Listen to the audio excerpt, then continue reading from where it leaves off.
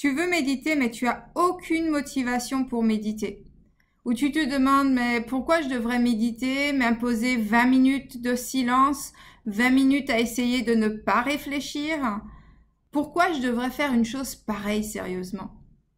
Aujourd'hui, je vais te donner 5 raisons qui vont vraiment te motiver à te mettre à la méditation. Alors reste branché.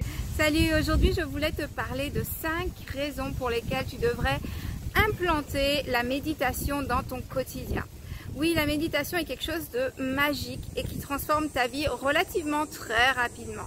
Si tu pratiques quotidiennement, tu verras des miracles se passer dans ta vie, c'est juste extraordinaire. Ça ne te demande pas énormément de travail, seulement 10 minutes le matin, 10 minutes le soir, 5 minutes le midi ou peut-être 20 minutes le matin ou 20 minutes le soir avant d'aller te coucher.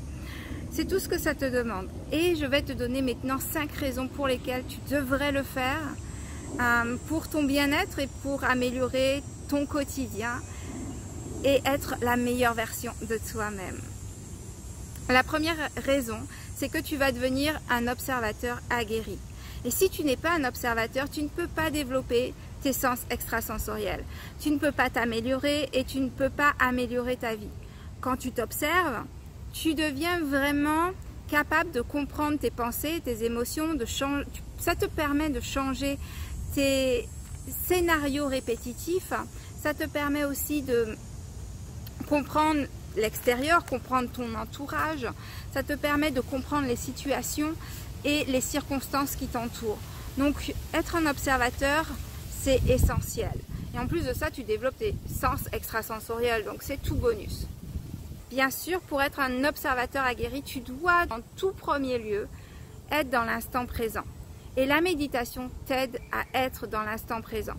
En développant justement cette capacité d'être ici, dans l'ici, maintenant, seconde par seconde, tu deviens un observateur aguerri, forcément. Et en plus de ça, tu n'es plus dans la réaction.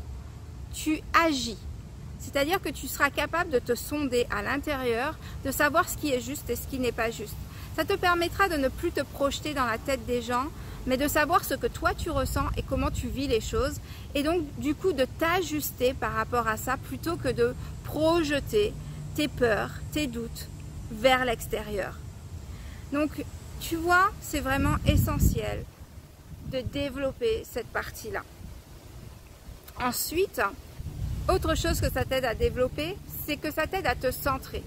Quand tu es centré, tu es capable de réorienter tes pensées, tu es capable de réorienter tes émotions, tes actions et tes paroles. Qu'est-ce qui crée ton avenir? Qu'est-ce qui crée ton présent, ton futur très rapide et ton futur très lointain? C'est tes pensées, tes paroles, tes émotions et tes actions. En gros, c'est ce qui crée le karma. Et si tu es capable de te rendre compte tout de suite que tu as telle ou telle émotion, que tu as telle ou telle pensée, tu peux choisir de te recentrer et d'avoir les pensées qui sont justes, c'est-à-dire celles qui vont vers ce que tu désires vraiment, ce que tu veux vraiment vivre et non pas par rapport à ton programme par défaut.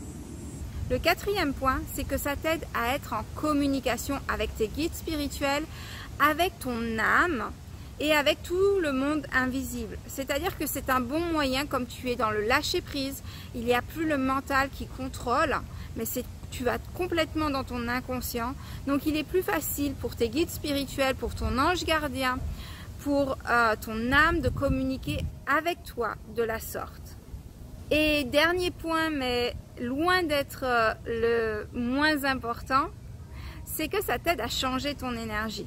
C'est-à-dire que tu peux prendre la décision ferme et définitive de changer ton énergie. Et qu'est-ce qui crée ton avenir? Qu'est-ce qui crée ton présent? C'est ton énergie. Donc tu communiques avec ton énergie à travers tes pensées et tes émotions.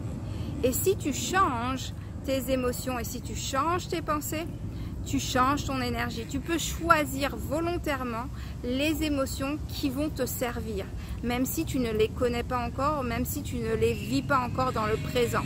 Et en choisissant ces émotions-là, ça te permet justement de changer ton énergie. Donc ton énergie va envoyer un tout autre signal à l'extérieur Et donc du coup, tu auras un retour de l'extérieur totalement différent de celui que tu peux connaître aujourd'hui. Donc, tu vois, c'est 5 raisons pour lesquelles c'est essentiel de faire de la méditation quotidiennement. Tu deviens un excellent observateur, tu es plus centré, tu es dans le présent, dans l'ici et maintenant, seconde après seconde, tu ne réagis plus, tu es dans l'action. Tu peux changer tes pensées, tu peux changer tes émotions. La 4e chose, c'est que tu peux communiquer avec ton ange gardien, tes guides spirituels, ton âme. Et la dernière chose, c'est que tu peux changer littéralement ton énergie, donc ton aura. Et la perception des autres va changer vis-à-vis de toi. Ta perception de toi-même va changer vis-à-vis de toi-même. Donc c'est vraiment tout bonus. Donc ça, c'est 5 raisons que je vous ai données. Bien sûr, il y a encore plus de raisons. Vous pouvez vous guérir grâce à la méditation. Vous pouvez, puisque si forcément vous changez votre énergie, vous pouvez guérir. Puisque tout se passe d'abord dans le champ énergétique avant d'arriver dans le corps physique. Donc si vous changez votre énergie, vous changez forcément votre corps physique également. Donc j'espère que tu vas prendre sur toi et que tu vas implémenter la méditation dans ton quotidien. Tu peux commencer par 10 minutes par jour et augmenter au fur et à mesure. Il y a des personnes qui méditent jusqu'à 3 heures. Ça m'est arrivé dernièrement de méditer pendant toute une journée et je peux vous dire que ça m'a donné un bien-être. Je me suis sentie centrée, consciente, présente et à l'écoute de mon corps, à l'écoute des autres, encore plus que d'habitude, et à l'écoute de ce monde aussi. Donc je te conseille de pratiquer, commence par 10 minutes et augmente au fur et à mesure et tu verras, tu pourras plus t'en passer. Et si c'est dur au début, c'est normal, il ne faut pas que tu te décourages. C'est comme toute chose, aucun enfant ne s'est réveillé un jour et il s'est mis à courir. Il a d'abord rampé, ensuite il s'est mis sur ses 2 pieds et ensuite il a commencé à faire un pas en tenant quelque chose et finalement il a marché et puis il a couru. Donc c'est la même chose pour ça. Il vous faut pratiquer. Plus vous pratiquez, plus ça devient une routine, plus ça devient normal pour vous. Je suis désolée, il y a des enfants autour de moi et je vous laisse bénéficier de leur bruit. Donc voilà. Je vous souhaite une excellente fin de journée. Je vous dis à très vite. Bye bye.